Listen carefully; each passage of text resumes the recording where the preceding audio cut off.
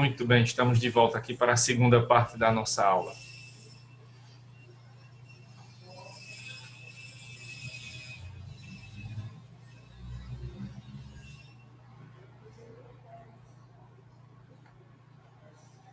Então, dando continuidade aqui à análise do julgado, né, que a gente estava vendo. Outro trecho aqui que merece atenção, né? Essa parte aqui em que o relator vai tratar sobre a questão da opção, né, da falecida em vida por ter escolhido lá excluir a rede social, né, excluir o seu perfil em caso de falecimento, em caso de inatividade da conta. Então, do exposto extrai-se que o usuário tem duas opções em caso de óbito: optar previamente pela exclusão da sua conta ou requerer a manutenção do perfil com a indicação ou não de um contato herdeiro. Nesse último caso, oportunidade em que a conta será transformada no memorial. Deste modo, mesmo que o usuário não tenha optado por excluir a conta após o seu falecimento, a outra opção estipulada pelos termos de uso do site é a transformação do perfil em memorial, com funções limitadas e impossibilidade de acesso direto da conta. Assim, o uso da plataforma nos termos referidos pela autora, acesso direto mediante usuário e senha de sua filha, sempre foi vedado pela REC. Com relação à validade das cláusulas acima reproduzidas, insta consignar que não há regramento específico sobre a herança digital no ordenamento jurídico pátrio. Sequer a Lei 12.965 de 2014, o chamado Marco Civil da Internet, ou a novel Lei Geral de produção de dados, se debruçaram expressamente sobre a questão. Então, realmente, esse é um problema, né, que temos aqui no Brasil, porque não há lei ainda sobre isso, né? Tanto é que o tempo todo que eu falei lá, desde ontem, né, que eu venho falando sobre isso, aquelas regras são do Facebook, são do Gmail, né, são do Twitter, são do LinkedIn, ou seja, são contratos firmados entre você e a rede social, porque não há lei que regule isso ainda no Brasil, né? Então, a questão vai sendo regulada pela Constituição, de nível geral, pelo direito do consumidor, já que é uma relação de consumo aí, né? E também, do caso aqui específico das sucessões, pelo que está previsto no contrato, pelo que foi determinado, né, nessa escolha da pessoa, né, do usuário, da usuária, ainda em vida. Então, a contenda deve ser dirimida à luz de dispositivos constitucionais e civilistas, gizada notadamente pelos direitos da personalidade e pelo princípio da autonomia da vontade, o que leva ao respeito da manifestação de vontade exarada pela titular da conta, quando aderiu aos termos de serviço do Facebook.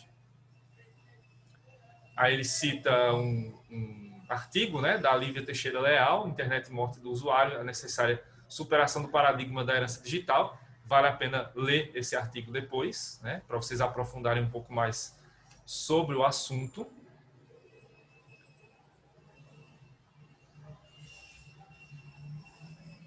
E chegando aqui ao final, né? Deixa eu só passar essa parte aqui do Código do Consumidor. Então, registre-se que a subsunção da prestação de serviços aos ditames do CDC não tem o condão de alterar a conclusão aqui exarada, vez que inexistente abusividade nos termos de serviço da plataforma nos pontos acima analisados. Então, o juiz, um relator aqui, o desembargador, analisou que o fato, né, da rede social colocar essas cláusulas, colocar esses termos, não tem nada de abusivo, né? Não há cláusulas abusivas nesses termos de uso da rede social e nem da determinação do que deve ser feito após a morte do usuário. Nada de abusividade, então o direito do consumidor está plenamente garantido aqui e sem nenhuma desobediência, né, aos princípios e regras lá do CDC. Não se ignora a dor da autora frente à tragédia que se instaurou perante a sua família e que talvez seja a mais sensibilizante das mazelas humanas. Tampouco a necessidade de procurar conforto em qualquer registro que resgate a memória de sua filha. No entanto, não há como imputar à apelada responsabilidade pelos abalos morais decorrentes da exclusão dos registros, já que decorreram de manifestação de vontade exarada em vida pela usuária, ao aderir aos termos de serviço da apelada, os quais, de um modo ou de outro, previam expressamente a impossibilidade de acesso ilimitado do conteúdo após o óbito. Por fim, aí ele vai majorar os honorários e tudo mais e vai negar provimento ao recurso. Essa foi a decisão do desembargador Francisco Cascone, né, que foi seguida pelos demais desembargadores lá do Tribunal de Justiça de São Paulo. É uma decisão isolada, né, mas que serve, né, como um exemplo aí interessante de como isso já tem sido repercutido nos tribunais, nessa questão da possibilidade ou não de acesso por terceiros às redes sociais de pessoa falecida, né? E nesse caso específico era o perfil de uma pessoa comum, anônima, vamos dizer. Mas se fosse um perfil de uma pessoa, né, de um influencer lá que tem milhares, milhões de seguidores, que usa esse perfil para ganhar dinheiro e tudo mais. Então, tem todas essas questões também que podem chegar a discussões ainda mais aprofundadas, né, à medida que essas questões forem chegando aí aos tribunais. Então, vale mencionar esses dois casos exemplares, né, do TJ do DF, Territórios, do TJ de São Paulo, sobre direito real de habitação e a questão de como se pode ou não, né, acessar a rede social após a morte do usuário. Então, são questões aí importantes que valem a pena ser mencionadas. Depois eu coloco, se vocês tiverem interesse de ler tudo, né, e inclusive de ver lá a bibliografia, né, que os juízes vão colocando também nos julgados. Então, depois eu coloco mais tarde também esses julgados, né, para vocês, os acórdãos completos no inteiro teor, para vocês darem uma olhada. E aí uma dica, né, falando sobre isso aqui, abrindo um parênteses, né, como coordenador de pesquisa, na hora de fazer o TCC, tenham cuidado com isso também, né, porque vocês viram que eu li a ementa, mas eu fui para o conteúdo, né, mais aprofundado. Então, no TCC, o ideal é que você não coloque só a ementa. Coloque a ementa, se for o caso, mas vá lá para a parte específica do acordo, né? Vá para o voto, né? Vá ver o que é que realmente foi decidido, porque é ali que você tem a fundamentação mais aprofundada, né? A ementa é só o resumo do que foi julgado. Então, o conteúdo mesmo do julgado, né? Aquilo que interessa mesmo, né? O que tem ali de mais interessante, de mais aprofundado é o que está no voto. Então, vai lá no voto e extrai lá os argumentos que são necessários para que você coloque lá no seu trabalho. Isso é importantíssimo, tá? Então, evitem de colocar só a ementa, né? Porque a ementa não esclarece nada, né? O que você precisa é realmente ir até o inteiro teor, né? E ver o que é que o relator votou, né? Se a decisão foi unânime, então provavelmente os outros julgadores só afirmam lá voto conforme o relator e tal, então não tem muito o que acrescentar, a não ser que eles tragam outras informações também. Você pode fazer o comparativo de votos. Quando a votação é por maioria, é interessante fazer o comparativo, né? O voto do relator com o voto de outro desembargador, outro ministro, né, que sirva de exemplo. Então, são necessárias, né, essas análises para que você mostre ali, né, uma visão mais ampla e também mais aprofundada sobre o caso que você quer tratar, né, sobre as situações que você quer trazer para o seu trabalho, certo? Então, uma dica importante aí, falando dos julgados.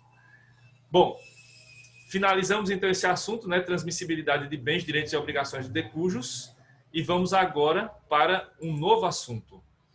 E esse assunto aqui, né, a ordem de vocação hereditária, é o assunto em que a gente vai voltar, né, para aquele ponto lá da legitimação sucessória. Lembram, né, que eu falei disso? Que tinham dois pontos importantíssimos, né? A questão da legitimação, né, da ordem de vocação hereditária e os outros aspectos que a gente viu lá mesmo, né, naquele assunto. E aí eu disse, ó, vou voltar para a ordem de vocação hereditária depois, né, porque esse assunto é mais amplo. Então chegou a hora da gente ver isso, né? Já faço aqui uma advertência importante, né? Que esse assunto é o mais importante do direito das sucessões. Então, esse é o assunto que requer mais atenção. Não é um assunto difícil, é um assunto tranquilo, mas ele tem muitos detalhes. Então, é preciso ter atenção, né, porque são muitas situações que vão aparecer aqui. E, além disso, né, além de ter muitos detalhes, o próprio Código Civil não ajuda, né? Ele mais atrapalha até do que ajuda. Por quê? Porque o Código Civil, nessa parte, também, né, como eu já disse a vocês, usou-se muito o recurso Ctrl+C, Ctrl+V, copia-cola de 1916 para hoje. Então, a sociedade mudou muito em um século, né? E o Código Civil não mudou nessa parte aqui das sucessões. E, inclusive, há até erros crassos, né? Erros grotescos aqui do legislador que se confundiu e colocou uma coisa quando devia colocar outra. Então, é preciso ter atenção também ao que o Código Civil estabelece. E houve mudanças também de interpretação do Código, principalmente quando a gente chegar na parte da sucessão do companheiro. Porque houve essa decisão do Supremo, né, que eu falei agora há pouco, né, quando eu me referi ao direito de habitação. Então, houve essa decisão do Supremo lá em 2011, e essa decisão equiparou, né, a união estável ao casamento, e daí em diante, né, os direitos sucessórios do companheiro também foram sendo equiparados aos direitos sucessórios do cônjuge. Então, com isso, o artigo 1790, né, que é o artigo que foi criado especificamente para a união estável, acabou perdendo seus efeitos, né? Então, hoje se utiliza os mesmos artigos que se referem ao cônjuge para o companheiro. Isso trouxe mudanças significativas, mas isso a gente vai vendo passo a passo, né? Então, esse assunto é bem amplo. A gente vai ver hoje aqui, vai começar a ver os critérios sucessórios, as espécies de sucessão, né, que são os pontos aí chave para você entender como é que tudo funciona aqui. Entendendo como é que funcionam as espécies de sucessão e os critérios sucessórios, você tira de letra como é que funciona a sucessão em cada ordem, né, em cada classe de herdeiros. Então, vamos vendo aqui passo a passo e aí eu vou mostrando a vocês as regras, né? Esses slides que eu preparei aqui também, né, foram um esforço grande aqui que eu tive, né, porque, como eu disse a vocês já, a minha grande deficiência é fazer gráficos, né? Eu não tenho muita habilidade com desenho, com essa parte aí, então minha habilidade é com a escrita, e aí foi trabalhoso fazer aqui os esqueminhas, né, as árvores genealógicas, mas espero que vocês consigam compreender a mensagem que eu quero passar aqui com esses gráficos, com essas árvores genealógicas. Mas aí vocês também vão se acostumando, né, porque eu vou usar sempre a mesma árvore genealógica com algumas variações, e os personagens vão ser os mesmos. Então, vai dar para, durante as aulas agora, as próximas aulas, vocês também se acostumarem até com os nomes das pessoas que forem aparecendo. E aqui, claro, eu vou usar a licença poética, né, de maneira bastante figurada, matar e ressuscitar pessoas, né, as pessoas que vão aparecer nos exemplos, porque ora elas vão aparecer como decujos, ora vão aparecer como herdeiros vivos, né, como pessoas vivas. Então, vou me dar também essa liberdade poética aqui. Então, vamos ver como é que isso vai funcionar. Espero que dê certo. Bom, então, começando, né, a gente vai ver aqui as espécies de sucessão, né? Então, existem, segundo a nossa doutrina e segundo o próprio Código Civil, 5 espécies de sucessão, tá? Quanto à ordem de vocação hereditária, né? E essas espécies de sucessão, elas foram estabelecidas ao longo da história, né, pela lei, e também vão sendo seguidas pela doutrina, porque ao longo da vida a gente vai estabelecendo diversos laços, né, diversas conexões com outras pessoas. Como somos seres sociais, né, por excelência, então nós sempre vamos ter alguma conexão com outra pessoa, nem que seja com uma só, né? E esses laços, né, essas conexões, elas são estabelecidas principalmente por conta de 3 fatores. Pelo menos um dos 3 vão estar presentes, né? Se não os 3. Laços de sangue, laços de afeto e laços de afinidade. Bom, só lembrando isso porque vocês viram isso com a professora Marília, tenho certeza absoluta, com muitos detalhes, né? Os vínculos familiares são criados historicamente, né, por meio do vínculo sanguíneo ou consanguíneo.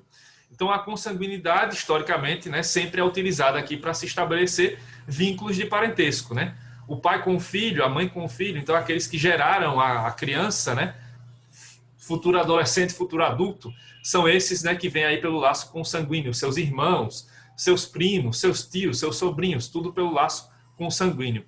Essa é a forma, vamos dizer, não vou dizer tradicional, porque essa palavra está, né, fugindo muito de contexto por conta desse conservadorismo radical que impera no Brasil atual. Não é questão tradicional, mas é a forma que tem sido aí mais consagrada ao longo da história pela legislação, né? Mais recentemente, chega até o direito civil também a questão afetiva, né?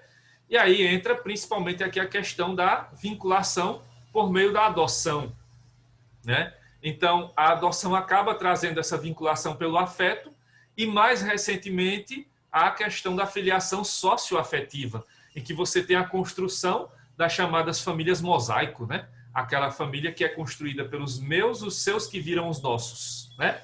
Então, aqueles outros casamentos, aquelas outras uniões estáveis, né, que são formadas por famílias que já existiam, né? Família aqui do novo marido, da nova esposa, da nova esposa com a nova esposa, do novo esposo com o novo esposo, e eles vão juntando nessas famílias para formar uma nova família, que vai ser essa família que tem um vínculo socioafetivo ali entre padrasto e enteado, madrasta e enteado, enfim, essas relações aí que também vão aparecendo. E a relação por afinidade, né, que é aquela relação que é construída não porque porque eles são parentes, mas porque vocês vão construir uma família, né? As pessoas vão construir uma família a partir daí. Que a gente sempre imagina, né, que essa afinidade venha por conta do amor, né? Mas nem sempre. E não é obrigatório que seja só pelo amor, né? Pode ser por vários outros motivos. Mas aí são os casos, né, das pessoas que se encontram aí, né, nos acasos do destino, seja lá como seja essa união, né, como ela se configura. Mas aí é quando vai se formar o casamento, vai se ter a união estável. Então, quando duas pessoas resolvem se unir por vínculos de afinidade. E aí vai surgir um parentesco por afinidade, né, que aparece lá. Aparecem os cunhados, as cunhadas, o sogro, a sogra. E aí só lembrando, né, que quando você vai se casando, né, então se você tem vários casamentos, você não tem ex-sogras, né, porque esse vínculo não acaba, né? Pelo direito civil lá, famílias, você não tem ex-sogras, você vai acumulando sogras e sogros ao longo da vida, né? Então, fica aí sempre esse lembrete, né? Para as pessoas que vão casando mais de uma vez, né? Então, aí, ao longo da vida, né, a gente vai formando esses laços, essas conexões com outras pessoas, principalmente por esses três fatores, né? A questão consanguínea, a questão afetiva, ou socioafetiva, e a questão de afinidade. E em determinado momento dessa história, né, essas pessoas vão falecer. E aí como é que vai funcionar isso, né? Como é que esses laços, como é que essas conexões que foram rompidas pelo fator morte vão refletir nas sucessões? É aí que vão aparecer as espécies de sucessão para poder determinar quem tem direito e quem não tem direito. Porque o que mais aparece numa herança, né, e se vocês já tiveram essa triste oportunidade na família de ter alguém falecendo e de passar por esse processo de herança, vocês sabem muito bem que o que mais aparece na hora que uma pessoa morre da família é gente dizendo eu tenho direito, né? Eu tenho direito a alguma coisa, né? Então o que mais tem é gente que acha que tem direito, né? Mas são poucos aqueles que realmente terão direito a alguma coisa. Porque a ordem de vocação hereditária no Brasil, no direito das sucessões em geral, mundo afora, ela tem por característica ser excludente, certo? Ela não é inclusiva, ela é excludente, porque aqui não é toda pessoa, não é todo parente que vai ser herdeiro.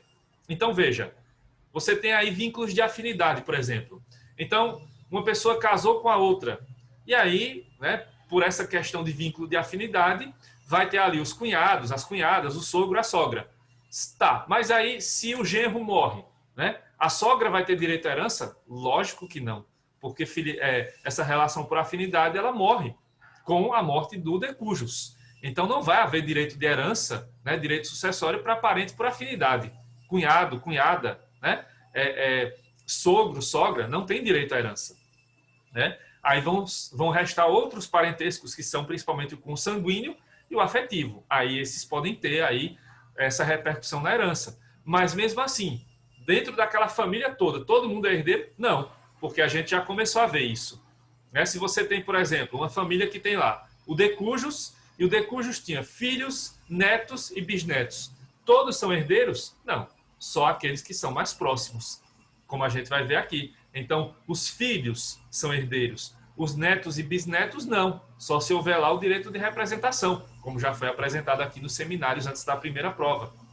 Então, tem uma série de regras aqui que precisam ser sempre destacadas. Mas vale destacar, principalmente logo de início, que a ordem de vocação hereditária desde o princípio, é excludente. Ela não é inclusiva, né? Ela é feita realmente para que poucas pessoas tenham direito à herança. Mesmo sendo ainda naquele sistema da divisão necessária, que você tem vários herdeiros possíveis, né, para receber a herança, mas não é todo mundo.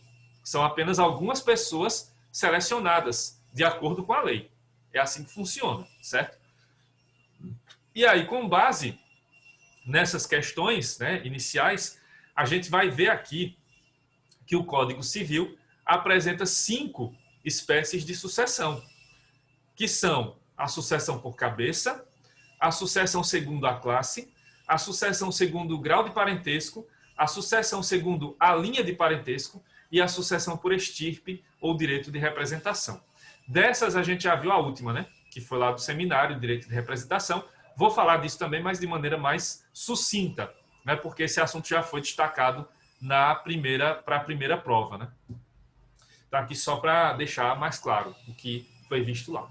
Então, são 5 os tipos, são 5 as espécies de sucessão. E é aí que a gente vai encontrar com essas espécies de sucessão os critérios necessários para estabelecer quem tem o direito à herança e só quem acha que tem direito, né? Quem acha que tem direito não necessariamente é herdeiro, né? Pode ser só o herdeiro aparente, no máximo, que não tem direito à herança propriamente dita. Mas os herdeiros de fato e de direito, esses são poucos. E aí a gente vai ver quem é que tem direito a essa herança, né? Então vamos ver agora, na sequência, essas espécies de sucessão devidamente detalhadas. Até aqui, tudo claro? Alguma dúvida? Tudo claro. Ok.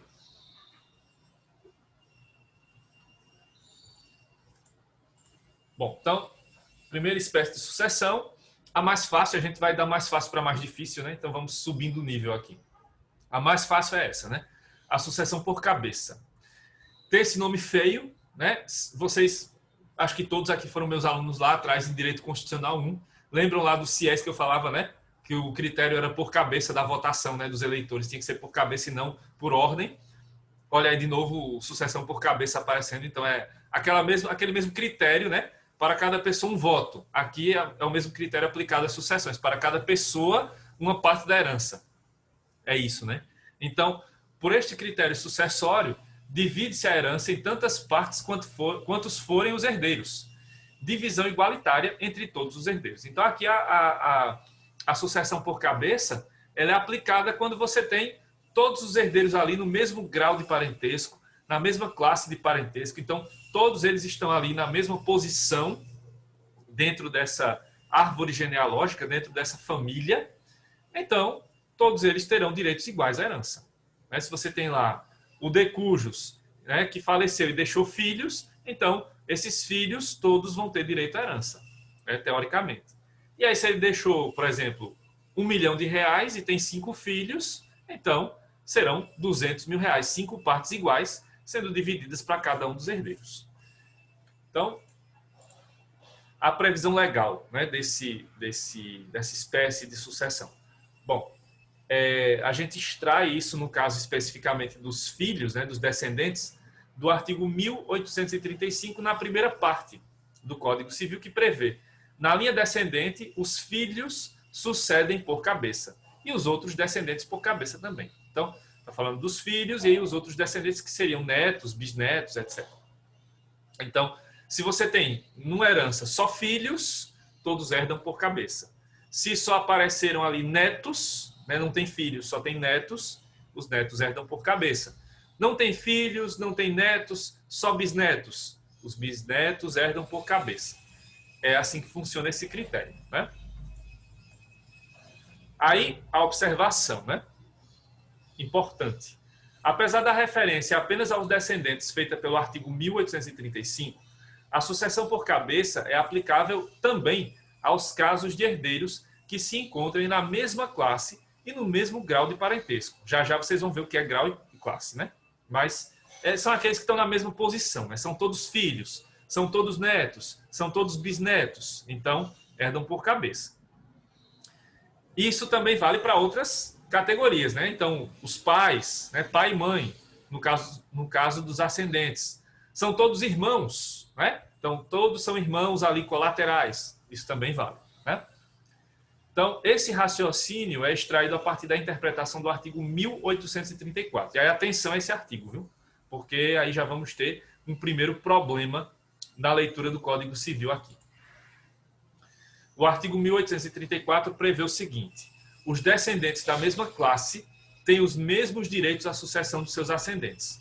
Aí, veja, eu já achurei, né, já deixei aí em destaque, em vermelho e sublinhado, a palavra classe, porque aqui existe um erro crasso do legislador, né?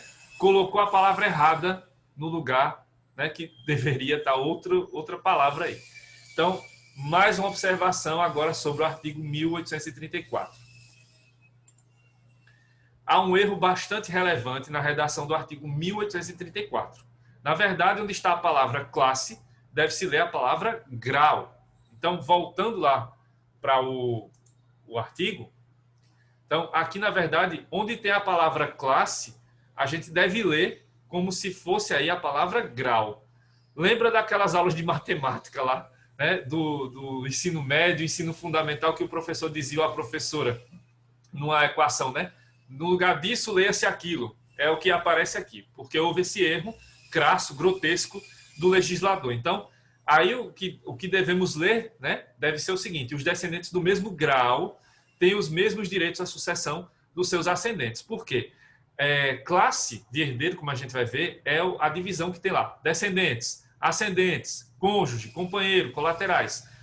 E aqui ele está falando dos ascendentes. Então, descendentes e ascendentes. Então, não poderia ser a mesma classe aqui se você está falando dessa distinção descendentes, sucessão dos ascendentes. Não bate, né? A palavra mais adequada aqui é realmente a palavra grau, porque aí os descendentes do mesmo grau de parentesco, ou seja, os filhos, né? Só os filhos.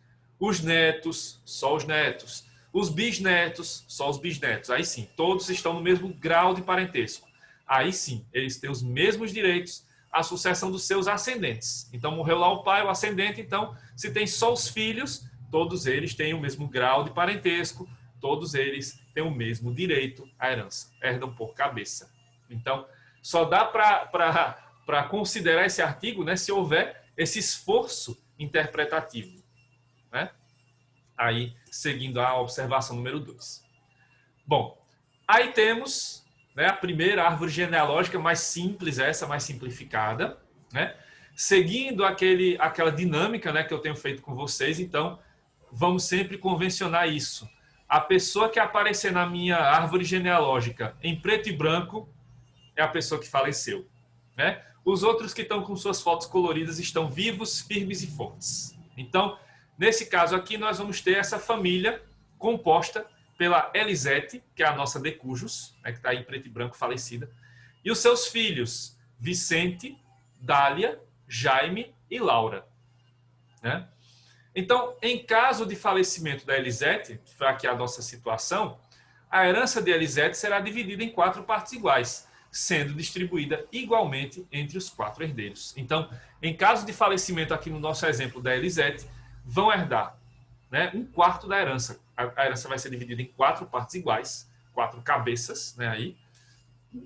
E aí, essa herança vai ser distribuída assim: 1/4 para Vicente, 1/4 para Dália, 1/4 para Jaime, 1/4 para Laura. Se vamos converter isso para valores, vamos supor, Elisete deixou a título de herança positiva, né, descontando dívidas e tudo mais, ela deixou R$1 milhão. Então aí a gente divide esse valor em 4 partes, R$250 mil. Então, cada um desses herdeiros vai receber R$250 mil de herança.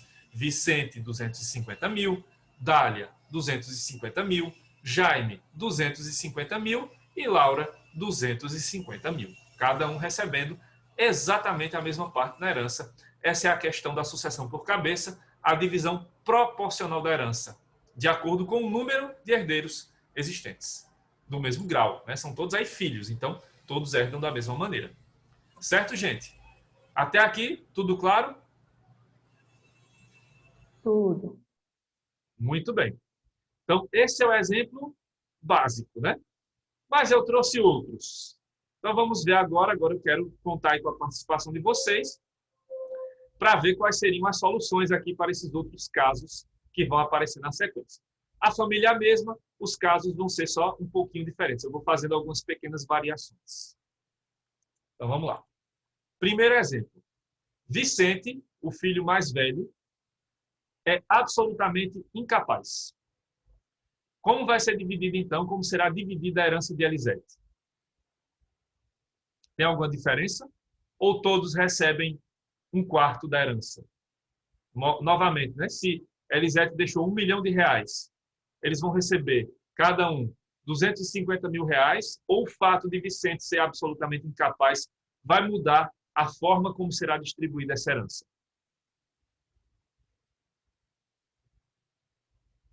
O que é que vocês acham?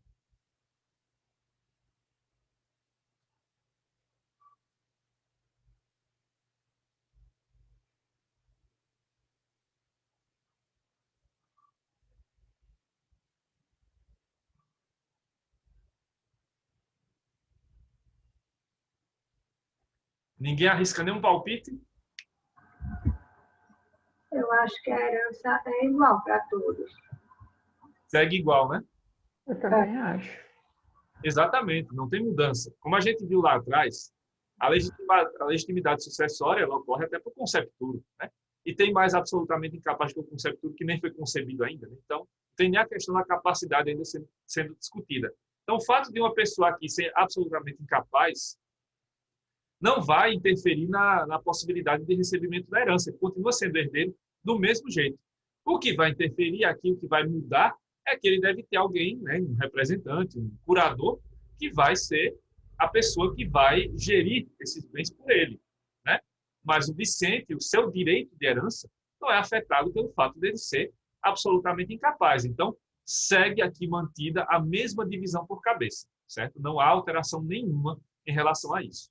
Então, perfeito aí o que vocês responderam. Ótima resposta, é isso mesmo. Não muda. A sucessão por cabeça segue absolutamente igual. Vamos passar para o segundo exemplo. Nesse segundo caso, vamos usar a filha caçula, Laura. No exemplo 2, Laura é filha adotiva de Elisete. Então, Vicente, Dália e Jaime são os filhos consanguíneos. Elisete concebeu essas 3 pessoas. No caso de Laura, que é a filha mais nova, ela adotou. De maneira lícita, claro, seguindo todos os trâmites. E aí, tem alguma alteração em relação à herança de Laura, né, em face dos outros irmãos? Ou tudo segue igual? Segue igual. Todos têm. Segue igual. Não pode ter discriminação, né? Exatamente. Lembrando muito bem do que vocês já viram no direito das famílias e o que a Constituição Federal proíbe, né, a distinção entre filhos, entre espécies de filhos. Então, não é possível que exista essa distinção aqui. Então, o fato da pessoa ser filha adotiva não vai interferir no recebimento da herança. Então, segue havendo aqui a mesma regra da sucessão por cabeça. Vicente, Dália, Jaime e Laura continuam recebendo a mesma parcela da herança. Então, se ela é a herança de R$ 1 milhão, cada um receberá R$ 250 mil. Então, isso não interfere. O fato de ter uma filiação adotiva. Perfeito, mais uma vez. Vamos para mais um caso. Agora, usando o caso do terceiro filho, Jaime. Jaime, à época da morte de Elisete, morava em Barcelona, na Espanha. E aí, tem alguma mudança em relação à herança de Elisete? A herança vai ser dividida da mesma forma? Como é que isso vai funcionar? Tem alguma alteração pelo fato de Jaime não morar no mesmo país que Elisete? O que é que vocês acham? Não, segue tudo igual.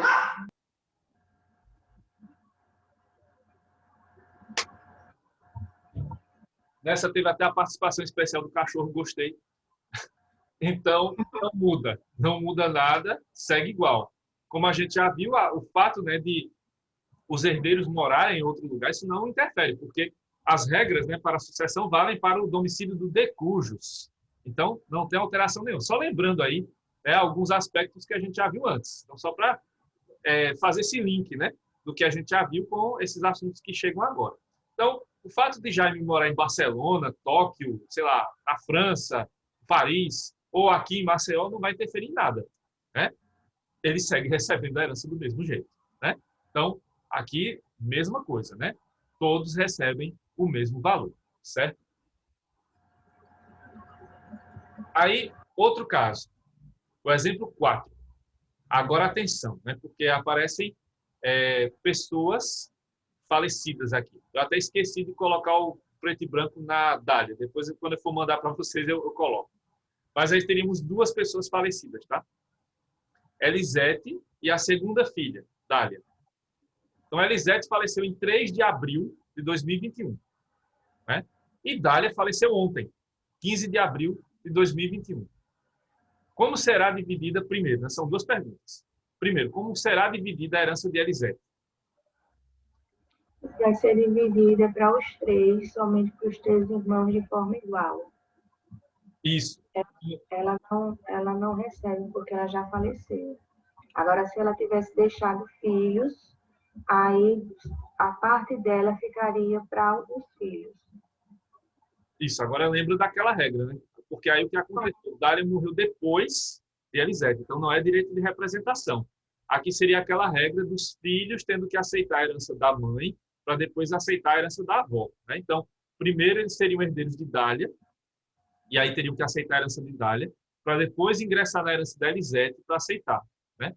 Porque aqui não é direito de representação, já que Dália não é pré-morta, né? Ela morreu depois, né? Mas aí, como não é hipótese, né? Aqui a gente foi mais além. No caso que está aqui no nosso slide, só são os filhos realmente da Elisete.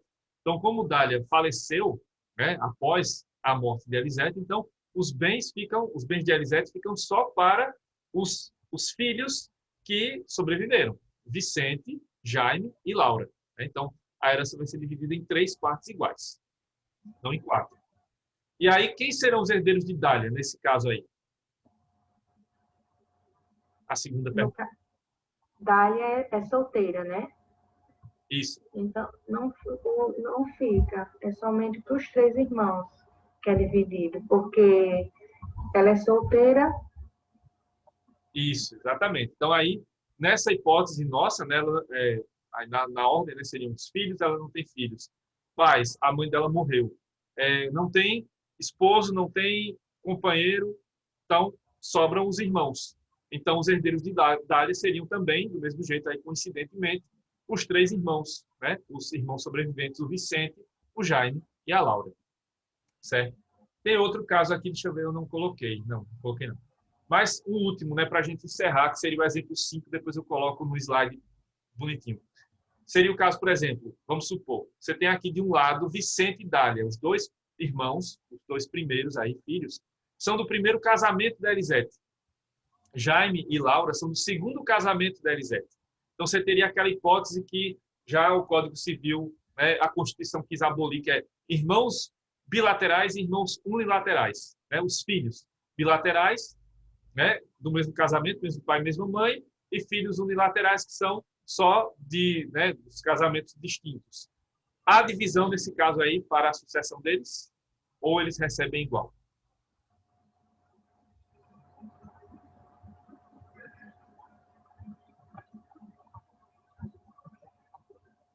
Eu não vou esperar a resposta porque está acabando a aula.